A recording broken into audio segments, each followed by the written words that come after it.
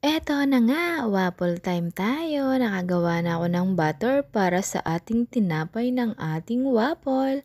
At eto naman, hinanda ko na ang ating waffle maker para lagyan ng oil. Oil nga yung nilagay ko para hindi lang dumikit. Pwede naman butter or ano yung nalagay nyo para hindi dumikit yan. At eto na nga, naglagay na ako ng hotdog at saka yung butter ng ating waffle. Ayan, tuloy-tuloy lang yan. Pare-parehas yung proseso para makagawa ng waffle. At eto na! Taran! O, diba? Hindi ko na nilagyan ng stick yan para ako na lang yung magbabaliktad. Ayan, para hindi na ako maglalagay ng mga stick na isa-isa. O, 'di ba mukhang masarap pero hindi pantay-pantay yung pagkakaluto. Pero okay lang 'yan, ako lang naman yung kakain, eh, charot. Ayan nga, toasted na siya, yung iba hindi.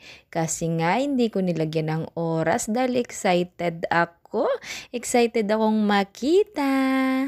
Salamat!